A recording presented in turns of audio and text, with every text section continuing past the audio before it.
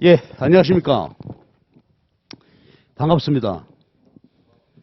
다들 이제 공부하시고 하는데 처음에 시작할 때 뭐 그렇죠. 지도도 없고 나침반도 없고 마음에 그렇죠. 용서숨치는 결의만 있는 거죠 지금. 또 이제 결의는 있지만 또 이거 내가 해도 되는 거야 이런 망설임도 있으시고. 그러니까 이런 이제 설명회 같은 거 하는 것이 굉장히 유용합니다. 이걸 한번 쭉 들어보시고요. 판단을 하셔야 되겠죠. 그리고 저희 학원에 지금 사회 봐주시는 이제 부원장님이 아주 베테랑이거든요. 그러니까 설명회 말고도 충분한 시간 내서 여러분 자문 받을 수 있으니까 와서 상담하시고 의논하시기 바랍니다. 저는 이제 경제학에 대해서 말씀드리는데 경제학 얘기만 들어도 불쾌하죠. 불쾌합니다. 근데 경제학 전공자들은 경험했으니까 더욱 불쾌하고 처음 하시는 분들은 이제 그 경제학이 소문이죠. 소문이 흉흉해. 경제학이 아주 어렵다. 그리고 또 이제 경제학을 하게 되면은 수학을 잘해야 되는데 그런 얘기가 있단 말이에요. 저한테 이제 개인적으로 질문, 뭐 이메일도 오고 연락도 오고 하는데 그럼 수학을 잘해야 된다는데 경제하기 전에 고등학교 때 수학 정석을 해야 될까요? 뭐 그런 고민도 많이 하고 하시죠. 그런데 이제 그 두 가지 이제 우리 처음에 이제 듣는 떠돌아다니는 이야기에서 경제학이 어렵다. 그건 사실입니다. 어렵습니다. 그러나 체계적으로 정리해 나가게 되면 쉽게 하시는 것이고 그 수학은 사전에 미리 공부하고 하실 그럴 염려는 전혀 안 하셔도 됩니다. 근데 저도 이제 문과고요. 그래서 경제학 가서 했습니다마는 나는 수학이 싫어서 수학을 못해서 문과 가고 했던 사람인데 들어가자마자 수학을 하더라고요. 그래서 많이 애를 먹게 되는데 근데 저처럼 이제 전공을 하고 경제학 석박사 이렇게 가는 과정에서 수학이 굉장히 난이도가 높은 수준의 수학이 필요한데 우리 시험 보는데 수학은 여러분 전혀 염려하지 않으셔도 됩니다. 그래서요. 수학은 공부하는 과정에서 우리가 예비수만 이따 말씀드리겠습니다만 그 과정에서 수학적인 염려나 수학적인 부담감은 다 덜어버릴 수 있게 돼요. 그러니까 수학에 대한 걱정은 미리 하지 마시고 하시면 되겠어요. 자, 그럼 저는 이제 지금 우리 5국 공채 일반 행정직, 재경직, 그다음에 외교원의 외교원 후보자 이렇게 경제학에 대해서 말씀드리도록 하겠습니다. 근데 지금 공부하시려고 하는 것은 외교관 후보자신가요? 예. 자, 그래서 이제 경제학을 보고 일단은 이거 별 의미가 없는 데이터이긴 하지만 이제 시험 문제 출제 현황입니다. 출제 현황을 보게 되면 이제 5급 우리가 공채요. 그다음에 이제 외교관 시험, 외교관에서 시험하는 이렇게 되는데 경제학은 미시경제학, 거시경제학, 국제경제학 이렇게 나눠지게 되는데 5급 공채의 경우에는 이게 문항이 서로 비슷해요. 미시거시 숫자가 거의 같다고 보시면 돼. 국제경제학은 미시나 거시 문제 2분의 1 정도가 출제가 됩니다. 근데 이제 외교원이 외교원 시험이 요가 좀 다른 게 균등분포예요. 미시경제, 거시경제, 국제경제 부분이 거의 같은 문항으로 출제가 됩니다. 그래서 과거 이제 15년도 기출문제 이렇게 놓고 보게 되면 이렇게 특히 이제 외교원 같은 경우는 미시가 21, 거시 16, 국제경제학이 18. 그러니까 거시보다 오히려 약간 많은 셈이죠. 근데 여기는 이제 대개 한 15년간 보면 80, 80, 한 그것의 30, 33, 35, 뭐 16 이렇게 돼서 한 반 정도 이렇게 출제된다고 보시면 되죠. 자, 그러니까 이제 경제학 하게 되면 이제 둘로 나눠볼 수 있는데 5공채 경제학, 재경직이 아닌 경우입니다. 일반 행정직 경우에는 경제학 안에서 국제경제학까지 다뤄지게 되죠. 근데 우리가 제가 이제 경제학 강의를 해보면은 국제경제학 부분 다루기가 이게 시간이 매우 부족해요. 그러니까 이제 기본적인 얘기를 하고 그 다음에 여기가 나중에 이제 5급 공채 일반 행정직을 위한 국제경제학 부분 경제학에 포함되어 있는 겁니다. 이거는 경제학 단일 과목에 그렇죠? 세 가지 강론이라고 그러죠. 경제학으로 보면은 미시경제학, 거시경제학, 국제경제학인데 경제학 안에 이렇게 구성이 돼 있단 말이에요. 근데 재경직을 보게 되면은 그렇죠? 재경직에는 국제경제하고 따로 독립으로 출제가 돼요. 그거는 난이도가 굉장히 높죠. 예, 그래서 요거는 지금 일행직, 일반 행정직의 경제학에 포함되어 있는 부분을 말씀드리는 거예요. 근데 과거 보게 되면 국제경제학이 그렇게 마지막에 간단히 정리하고 하면 됐었는데 지금은 그렇지 않은 것 같아요. 그러니까 따로 나중에 집중적으로 국제경제학을 한번 정리하는 과정이 이게 특강이라고 할까요? 보강이라고 할까? 요것이 필요하고요. 외견 시험은 좀 다르죠. 외견 시험은 미시 거시 우리 국제경제의 거시보다 많이 출제하거나 이런 정도가 되니까 이 경제학 진행해서 이것까지 정리할 수가 없어요. 그래서 우리 커리큘럼을 보게 되면 뭐 다른 데도 마찬가지지만은 경제학이 보통 이제 예비순환, 1순환, 2순환, 3순환 가지 않습니까? 근데 외교원 국제경제학을 하기 위해서는 국제경제 순환 과정이 따로 있습니다. 이걸 같이 하셔야 돼요. 그러니까 경제학의 요 순환하는 과정을 따라가시고 그 다음에 이제 국제경제학의 예비순환, 1순환, 2순환 이렇게 이제 진행이 되게 되니까 국제경제학 하시는 분들은 일반 행정하는 분들에 비해서는 국제경제학 순환 과정을 또 추가적으로 같이 해야 된다는 것이 부담스럽긴 한데 근데 국제경제학은 나중에 통합논술이라는 게 있죠. 하기 때문에 국제경제학을 이렇게 하지 않을 수 없습니다.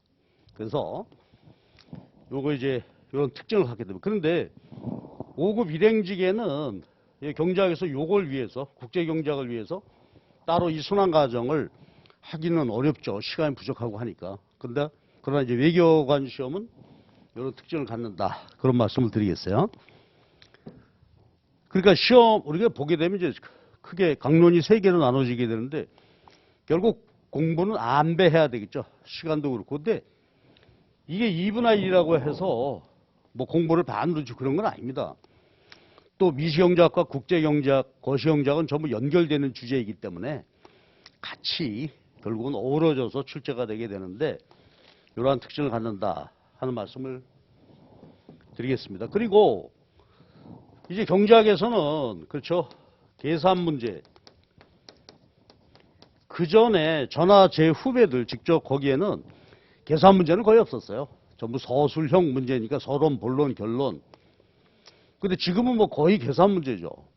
국제경제학 그것이 미시할 것 없이 이 계산 문제가 출제가 되고 오히려 서술 또 논술 이거는 계산 문제를 풀이하는 과정이나 또 계산 문제 풀때 보니까 답안이 당연히 그래프가 등장하게 됩니다. XY축 해서 이 안에서 모든 경제 논리가 그림으로 설명이 되고 또 계산 과정을 통해서 그게 이제 경제학관 들어가자마자 수학하고 통계학을 합니다. 전시경제 분석을 하게 되니까요. 경제성장률이 맨날 관심이잖아요. 그러니까 수리적이고 통계적인 분석이므로 시험도 마찬가지예요. 근데 옛날에는 이제 주로 서술형이지만 지금은 거의 뭐 다 계산 문제라고 보셔도 되겠어요. 그런데 아까 말씀드린 대로 계산하는데 그 수학적인 베이스가 어느 만큼 줘야 되느냐 그거 걱정 안 하셔도 된다. 좀 심하게 말하면요. 고등학교 수학 충분하다 이거지. 행렬 안 해도 됩니다. 매트릭스 안 해도 돼요. 그러니까 이제 무한등비급수 그렇죠? 수열 그 정도에서 초항이 얼마고 공비가 얼마일 때 급수 구하는 거 그런 정도 하고 그 다음에 이제 방정식 체계 구하는 거니까 1차 미분에서 그래프 그리면 기울기가 나오지 않습니까? 마이너스 기울기 플러스 기울기. 근데 기울기는 1개 도함수. 그렇죠? 1차 미분. 그 정도면 충분하죠. 근데 사실 이제 경제학을 대학원이나 간다 하게 되면은 2개 미분 그 다음에 변수가 2x2가 아니라 3x3만 돼도 행렬식이 필요하고 하게 되는데 우리 시험은 거기까지 가지 않으니까 계산의 수학 문제는 아주 중요하고 전부 거의 답은 이걸로 답을 내야 되지만 수학적인 베이스는 그렇게 높은 게 아니니까 하시면 되겠어요. 자, 그래서 이 정도 이제 대충 말씀을 드렸고요. 그 다음에 이제 합격 점수인데 대개 보면은 머릿속으로 재경직, 일반 행정직 해가지고 65에서 70 정도 생각하시면 되겠어요. 그런데 이제 말은 쉽지만 60점 내가 3살부터 공부해서 60점 못 맞겠냐? 못 맞습니다. 그렇죠? 맡아야 합격이죠. 60점 맞기가 여러 가지가 조건이 맞아야 되죠. 근데 가장 중요한 것은 근데 우린 다 공부 시작한 사람들은 나름대로 어릴 때 추억 있는 사람들입니다. 한땐 집안에서 나도 우리 집안에 인물 났다고 얘기 한 번씩 들은 친구들이죠. 그러니까 얘가 공부 굉장히 잘하는 애 같아. 얘 나중에 크면 서울대 갈 거야 무조건. 판검사 할 거야. 그러니까 나름대로 우리들이 5공채 시험 준비하겠다고 하는 분들은 왕년에 내가 공부 한때 자기 마음속에 자부심이 있는 분들이란 말이야. 그러니까 일단 자기가 지적 능력이나 그렇죠? 흔히 말하는 IQ는 자신 있는 분들이에요. 그럼 그 다음에 방법은 뭐냐? 의지? 의지는 저는 말씀 안 드릴 것 같아요. 처음 시작할 때 자기가 충분히 고려하고 또 자기 마인드 컨트롤 할 수 있는 충분한 능력이 있고 그럼 제일 중요한 게 뭐냐? 시험에서 60점 맞고 합격하는 방법은 뭐냐면 전략이에요.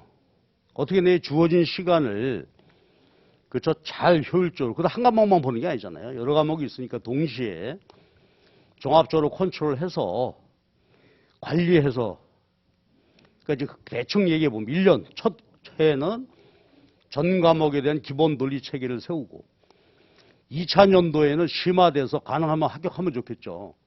아차하면 3차 년도 최소한 무조건 합격한다라는 그 전략이 필요하다. 로드맵이 필요하다 이거지. 그런데 첫 해 시작하는 분들이 로드맵을 세울 수가 없잖아요. 그러니까 이렇게 이제 합격 설명회나 또 와서 상담하고 아까 처음 말씀드린 대로 그걸 통해서 계획을 세워야 되는데 근데 그것도 사실은 그래요. 설명회 들어서 안 와요. 수업을 직접 들어봐야 이제 해가는 과정에서 자기 패턴도 정확해지고 하게 되는 것이니까 일단은 시작을 해야 되는데 저는 이제 경제학으로 말씀을 드리겠습니다. 출제 내용이 이런 정도다. 그리고 우리의 지금 공부하는 데 있어가지고 일반적인 우리가 실립노의 일반적인 커리큘럼이죠. 커리큘럼하고 각 커리큘럼에 우리가 어떻게 그죠 대응할까요? 아니면 적응해 갈까요? 경험 안 했기 때문에 모른단 말이에요. 자, 이 말씀을 드리는데 저는 지금 머릿속에 상정하는 분들이 올해 초수 처음으로 내가 시작하려고 한다. 처음으로 시작하시는 분들이요. 그 중에서도 경제학 비전공자입니다. 왜냐하면 비록 초수를 하더라도 내가 경제학과 나왔다 하게 되면 어떻게 4년 동안 경제학 했죠.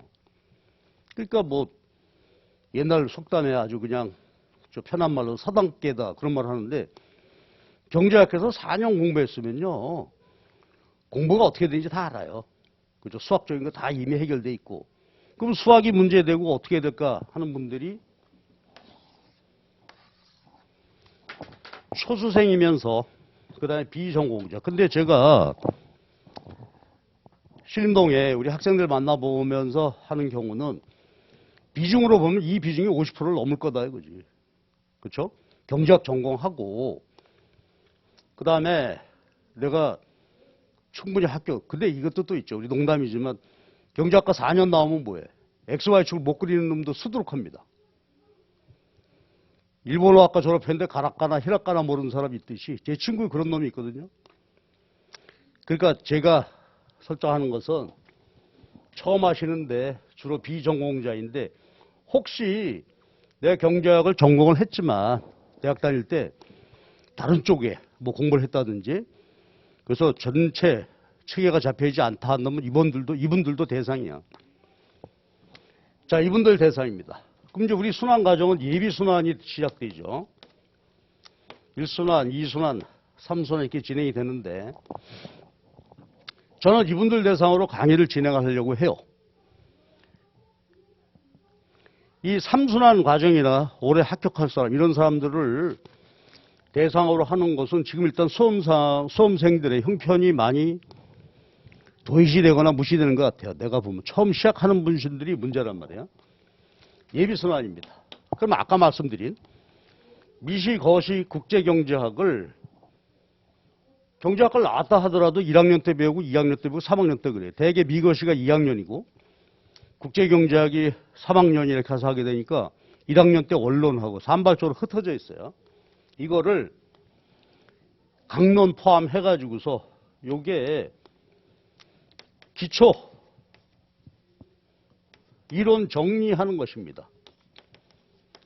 그러니까 미시경제학과, 거시경제학과, 국제경제학을 5급 공채의 그 수준에 맞도록 기본 이론을 정리를 합니다. 여기서 성패가 좌우되죠. 본인이 해보시면 압니다. 아, 내가 예비순환 들었는데 이거 뭐 도저히 갈 수가 없다. 그러면 내년 기다려야죠. 1순환 가봐야 의미 없어요. 그러면 내년에 예비순환 다시 시작해야 될까? 그러니까 예비순환이 가장 중요합니다. 그럼 요걸 이제 경제학과 기준으로 얘기해 보면 1학년에 배우는 경제 원론이에요. 경제 원론. 이거는 미, 거시, 국제교육 할 것이 없이 1년 동안 배우는 거예요. 전체적으로. 그 다음에 2학년 되면 이제 강론이죠. 미시, 거시, 국제경제학. 요것을 원론 수준의 플러스 알파. 이 수준에다가 미, 거시, 강론 진행됐던 내용들의 중요한 부분을 한번 쭉 보는 건데 이게 분량이 굉장히 많습니다. 초수생이거나 비전공 하시는 분들은 이 분량 자체에 이제 아주 기가 눌리게 되는데 이걸 천천히 정리해야 돼요. 우리 이 커리큘럼 보통 이제 20회 하게 되니까 4주입니다. 일주일에 5일씩 월화수목금 4회에서 이걸 정리를 일단 해야 돼요. 그리고 1순환은 기본 이론에다가 플러스 알파예요. 그래서 이제 이론 정리가 끝이 나게 됩니다. 이론은 여기서 끝을 보죠. 이것도 되게 횟수를 비슷할 거예요. 그러니까 우리 보게 되면은 스트레이트로 공부해서 2달에 끝내는 겁니다. 이론을. 그러니까 내가 비전공자이거나 처음 하시는 분들이 이게 부담스럽죠. 근데 제 생각에는 우리 5급 공채 시험의 성패는 여기 달려있단 말이에요. 근데 제가 옆에서 보면은 대부분의 수험생들이 2순환에서, 예비순환 1순환에서 이론 정리를 하지 못합니다. 그냥 뭐 방대한 교재, 강의 여기에 함몰돼가지고 체계를 잡지를 못해요. 체계 잡기에 실패해요. 첫해 초수 이 체계 잡기에만 성공하면 예, 자기 내공이 있고요. 아랫배 힘이 들어갑니다. 아, 나 이제 이렇게 하면 되겠구나. 그렇죠? 이걸 극복하셔야 돼요. 혼자 할 수 있을까요? 옛날에는 뭐 가방 싸들고 절로 들어갔죠. 지금 할 수가 없어요. 강의 듣는 수밖에 없습니다. 커리큘럼에 따라서 강의, 그 다음에 좋은 교재 선택해야 되고 교수님들 기본서 살피고요. 체계를 잡아야 돼요. 그 다음에가 이제 2순환에서 제 강의 기준은 여기서 과거 기출문제죠. 아까 15년 기출문제 그런 말씀 드렸는데 기출문제를 이제는 자기가 스스로 어느 정도 스스로 답할 수 있는 수준이 되느냐 이거지. 그렇죠? 이게 목표입니다. 제 목표는 이걸 뭐 문제풀이 내년 하고 이론은 올해 하고 지금 우리가 타이밍이 그럴 수가 없죠. 경제 여건도 너무 어렵고 또 우리가 시간은 그저 주어져 있는 시간인데 그러니까 여러분 각오하셔야 돼요. 내가 시작한다 하게 되면 예를 들어서 한 달 기본 이론, 두 번째 이론 정리, 그 다음에 세 번째 달에 나 문제풀이 해서 기출문제를 적어도 내 스스로 답을 내는데 80% 정도까지는 내가 스스로 답을 낼 수 있다. 이 목표입니다. 제 목표는. 그러니까 저와 같이 공부하셔서 예비순환 해서 이거고요. 그 다음에 이제 3순환 가면은 나머지죠. 나머지 20% 수준 높은, 난이도 높은 문제, 이거와 그 다음에 여기 기출문제에 해당하는 연습이 필요하겠죠. 이렇게 이제 진행을 하겠습니다. 핵심은 누구라고요? 초수, 처음 하시는 분들. 비전공자. 근데 경작 전공자고 나는 한 2년, 3년 공부하고 있다. 그러면 제 강의는 적절치 않을지 모르겠어요. 그분들은 처음부터 지금 이제 유명 강사분들 있죠. 그 강의에 가서 직접 객관적으로 경쟁도 하고 이러면서 할 수가 있는데 제가 보니까 그 강좌에 가서 이게 안 된 분들이 여기서 헤매고 있단 말이에요. 그래서 저는 일단 이렇게 하시라. 그러면 그 다음에 이제 어떻게 돼요? 1년을 이렇게 보내시고 나면 그 다음에 자기 스스로 열쇠를 찾게 될 거예요. 아, 이 열쇠를 가지고 내 경작을 열어야 되겠구나. 근데 이게 말은 쉽죠. 사실은 쉽지 않습니다. 왜냐하면 경작만 하는 게 아니잖아요.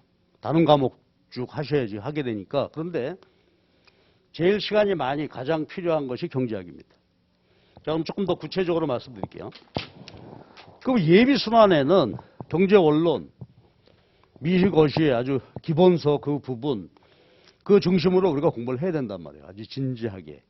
그 다음에 예비순환 과정에서 수학적인 문제 해결 능력은 다 갖추게 됩니다. 그래서 뭐 계산 문제 풀 수 있는 기본적인 그 수학적 도구는 여기서 끝이 나게 돼요. 그러니까 예비순환만 잘 들어도 이제 수학이 걸림돌로 되는 일은 없어요. 책을 보고 이렇게 하는 데 있어서. 근데 우리가 흔히 볼 때 뭐 예비순환 다 들었고 경제학 작년 공부했다고 하는데 계산 문제 푸는데 책의 방정식을 책의 수리적인 표현 자체를 읽지 못하는 분들도 태반이다 이거예요. 그러지 말자 이거지. 저는 보면 이제 경제학 선생을 그저께 나름대로 오래 했고 우리 아이들도 경제학 한다고 해서 하고 하니까 안타깝죠. 왜 기본을 안 해놓고 그렇죠? 그 다음에 이거 안 되는데 이게 갈 수 있겠어요? 그래서 기초이론 여기서 제 별명이 친절한 카리스마야. 나는 친절한 경제학입니다. 경제학 처음 시작해가지고서 카리스마로 하게 되면 알 수가 없어. 내 이걸 몰라. 아, 모르니까 왔지.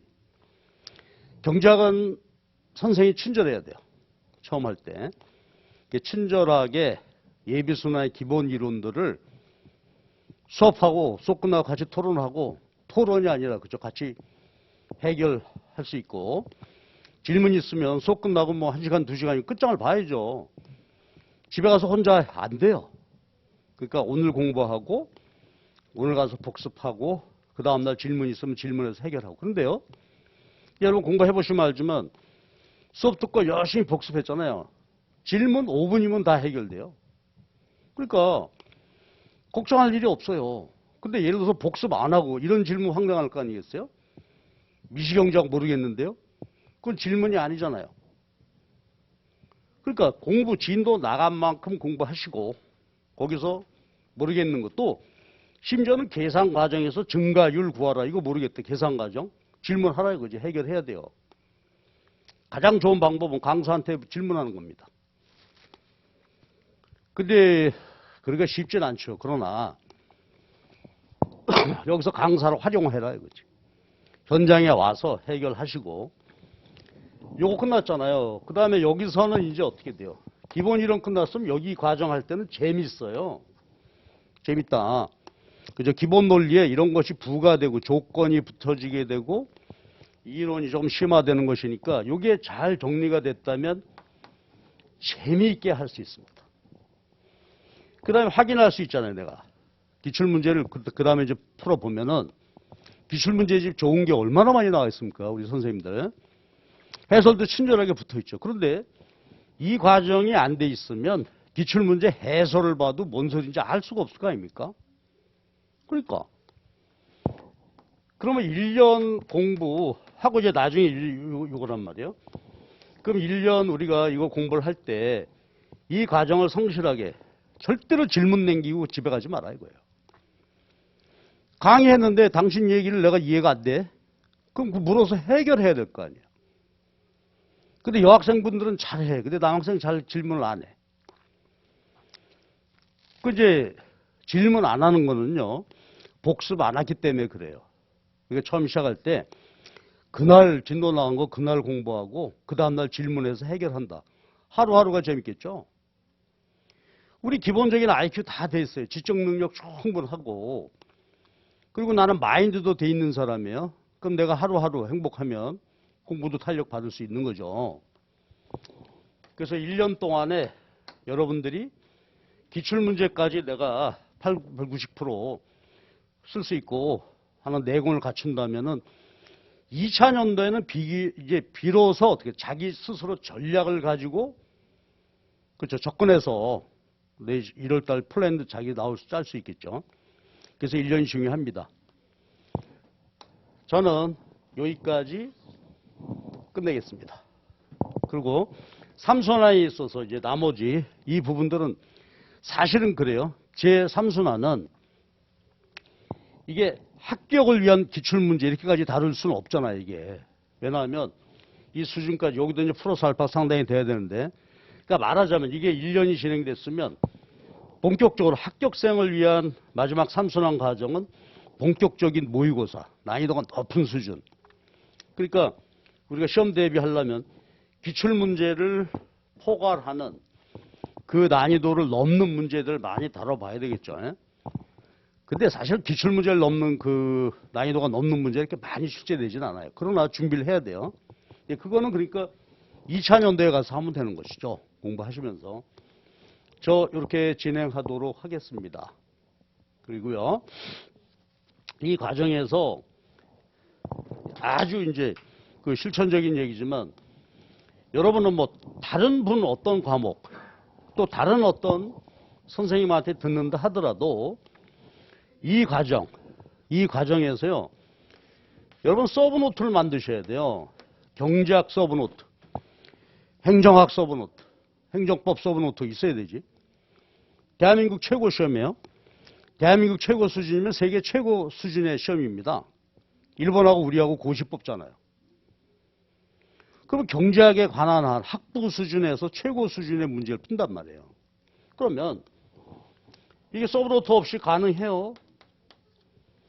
그래서 서브노트를 제가 아주 사소한 팁입니다만은 파일 노트, 구멍 3개 뚫린 거, 바인드 할 수 있는 거, 풀었다 헤쳤다 할 수 있는 거, 그 노트를 가지고 예비순환서부터 모든 수업의 내용은 전부 노트 하시라. 받아 적으라 이거지. 경제학은 야만적으로 공부해야 돼요. 브루털, 몸으로 해야 돼요. 머리는 머리 위에서 놀고 그 다음에 손은 손대로 그림 그리고 계산하고 노트 만들고 해야 된다 이 말이에요. 그렇죠? 그래서 예비순환 서브노트 했어요. 그 다음에 1순환 들을 때는 어떻게 될까? 이걸 풀어서 사이사이에 삽입해서 키워가죠. 그럼 제 경험으로 보면 미것이 합치면 이게 수험생 서브노트로 한 700 내지 800페이지가 될 거예요. 그럼 분량이 많아지면 미시것이 국제경제 구분하면 되겠죠. 그러면 이건 내 거예요. 내 책이니까 어디를 둘러봐도 앞뒤 논리가 연결되어 있고 이거 꼭 만드셔야 합니다. 1년 차에. 그럼 2년 차 때 어떻게 돼요? 다른 교수님들 책이나 하고 이거 서브노트 들고 플러스 시킬 거 플러스 뺄 거 빼고 해서 아주 굉장히 효율적으로 갈 수 있게 된단 말이에요. 1년에 자기 데이터베이스 만들어라 이거죠. 이게 데이터베이스, 이게 빅데이터예요. 경제학 빅데이터 여기 다 들어있죠. 그럼 자기 노트를 뒤집으란 말이에요. 색인 만들 필요도 없죠. 그래서 요거를 꼭 하시고요. 그 다음에 수업 들으실 때 반드시 노트 필기 하셔야 돼요. 여기다가. 근데 이거를 성격적으로 어떤 분들 보면 자 들고 와서 XY축 그리고 빨간 그렇게 할 필요는 없잖아요. 쭉쭉 해서 이쁘게 할 거 없으니까 자기만 보면 되니까 요거 꼭 하시도록 부탁을 드립니다. 그래서 경제학 처음 하시는데 절대로 바늘 허리 매어 못 쓴다. 그런 말 있잖아요. 이것부터 시작해야 돼요. 자, 그런데 올해 우리가 이제 한 2, 3주 있으면 예비순환이 시작이 되는데 그 전에 초수생 비전공자에게 부탁드릴 게 있어요. 뭐냐면 경제수학 기초. 요거가 한 2년 전에 해놨다가 올해 새로 촬영을 했습니다. 4회 강의로 경제 수학 했으니까 여러분이 올해 내지 경제학 시험 준비해야 되겠다 그러면 제 강의가 아니더라도 다른 분들 강의를 듣는다 하더라도 이건 선수 과목이에요. 반드시. 여기 경제학에 필요한 모든 수학적 개념 다 있어요. 수준 높지 않습니다. 경제 수학 기초. 그러니까 우리 이중우 교수님 책 보게 되면 이제 경제 수학 부분이 있는데 그것도 굉장히 수준이 높아요. 그러니까 이런 거 반드시 하셔야 되겠고요. 그 다음에 경제원론 1학년 경제원론 강의도 지금 제가 선수 강좌를 올려놨습니다. 그러니까 근데 제 생각에는 경제원론 정도는 다 어느 정도 준비가 되셨겠지만 혹시 그렇죠? 혹시 그게 좀 미흡하다 싶으면 경제원론 반드시 듣고 오셔야 됩니다. 요 두 개는 선수예요, 선수. 그러니까 요 두 개를 보시면서 그래 나 경제수학 XY 그림 그리고 문제풀이 하는데 별 문제가 없어. 그럼 이건 볼 필요가 없어요. 그러나 그렇지 않다면 요거는 반드시 미리 수강을 하시고 이거 공부 열심히 해야 돼요. 경제수학 처음 하시는 분이라면. 또 체계적으로 한 적이 없다 그러면 일일이 다 풀어보고 미분해보고 도출과정 같은 거 연습을 최소한의 부담 드리도록 해놓은 거니까 그 다음에 여기 시작하시기 바랍니다. 이렇게 저는 여러분하고 직접 공부하겠습니다. 왜냐하면 경제학을 뭐 경험이죠, 뭐 경험. 제 경험도 그렇고 석박사 다니는데 선생님한테 직접 묻는 것이 가장 해결이 빠르더라고요. 그래서 여러분들 그 강사를 많이 활용하셔야 됩니다. 직접 질문하시고. 자, 이렇게 진행이 될 거고요. 그 다음에 마지막으로 이제 우리가 쭉 수험 생활을 하는데 세 번째 유의 뭐 아니면 그냥 제가 여러분에게 드릴 수 있는 팁이다 이렇게 놓고 보게 되면 저는 두 가지 말씀을 드리고 싶어요. 우선 공부를 딱 시작을 했잖아요. 마음 먹었다. 그럼 먼저 다이어리부터 하나 장만해라. 그렇죠? 다이어리죠. 요건 내가 공부하기 위한 학습 다이어리예요. 그래서 다이어리를 조그만 메모 형태 말고 좀 큰 거 하나 잡아가지고요. 우리가 왜 프랭클린 다이어리 그런 거 있잖아요. 아주 좋은 거. 그 포맷이 있다. 서점에 가면 굉장히 좋게 포맷되어 있는 다이어리들이 많아요. 양면 펼쳐서 볼 수 있는 거. 하루하루에다 자기 기록해라 이거죠. 여기 친구 만나서 뭐 했다 이거 기록하는 게 아니고 공부. 그렇죠? 매일매일 기록을 해야 돼서요. 예를 들어서 뭐 초등학교식 오늘 구구단을 배웠다. 구구단을 배웠는데 4단까지 외웠다. 써란 말이야. 4단까지 했음. 그 다음 날은 나머지 9단까지 다 끝났음. 요걸 기록하라는 거죠. 기록할 게 많겠죠. 왜냐하면 동시에 여러 과목을 하게 되니까 처음에 할 거 없죠. 처음에는 경제학 예비순환이다 그러면 첫날 수요 공급 그렇게만 써놓는다 이거지. 그럼 그거 쓴다는 것이 어떻게 도움이 되냐면요. 내가 오늘 공부한 내용을 썼어요. 자기 전에 한번 볼 거 아닙니까? 메모해 가면서. 아, 그러면 오늘 내가 뭘 했다라는 것이 드러나겠죠. 그때 중요한 게 뭐냐면 오늘 했다는 거 과정을 확인하고 제가 다이어리를 강조하는 것은 뭐냐면 하다 보면 어떻게 돼? 아, 오늘 미심적인 부분이 있었다. 그쵸? 야, 이거 확실히 모르겠는데? 분명치 않은데 요걸 발견해내는 거예요. 하루하루. 그럼 이제 자기가 다이어리 만들고 있는데 요 부분을 내일 제일 먼저 확인해 보지 않겠어요? 문제의식은 그거예요. 다이어리를 쓰고 뭐 했다. 그 다음에 요거. 근데 우리가 그래요. 아, 급한 일도 사회생활 하다 보면 아, 내 이거 해야지 오늘 이거 아우 전화할 건데 못했다. 메모 안 해놓으면 잊어먹죠. 그 다음날 아, 큰아빠한테 전화했어야 되는데 어제는 생각했는데 오늘 잊어먹는단 말이에요. 그렇기 때문에 반드시 기록해야 돼요. 이거요 공부 시작하시면서 한 달만 해보십시오. 그럼 이거 손에 놓을 수가 없어요. 아, 내가 전에 뭐 했는데 이거 확인이 됐나? 보완이 됐나? 이거 기록해야 돼요. 근데 대한민국에 흔히 말하는 상위 5% 그런 말 하잖아요. 오피니언 리더나 정책 리더들이 다이어리 없이 장관하고 다이어리 관계없이 관계없이 검사하겠어요? 다이어리 기가 막히게 정리합니다. 그래야 일 놓치지 않고 하게 되는데 공부하는 사람은 더 말하려고 했어요. 두 번째는 루틴, 영어로. 그러니까 여러 가지로 표현할 수 있고 한데 이 얘기는 제가 우리 학원 지난번에 피셋 강의하시는 선생님이 피셋 행정학 하셨는데 선생님이셨나요? 그분이 루틴이라는 말을 썼어요. 루틴 뭐 나오면 계획이에요. 내가 월화 수목 금토에 기본 계획이 있죠. 이게 루틴하다는 거죠. 루틴한 일정이 있을 거예요. 그러면 오전에 뭐 공부하고 오후에 내가 학원 강의 듣고 저녁에 어떻게 된다. 이게요. 루틴한 계획이 딱 설정이 돼 있어야 된단 말이에요. 오늘은 뭐 그 다음에 공부를 시간도 중요하고요. 그 다음에 장소가 굉장히 중요합니다. 어디서 공부할 거냐? 대학 도서관에서 할 거냐?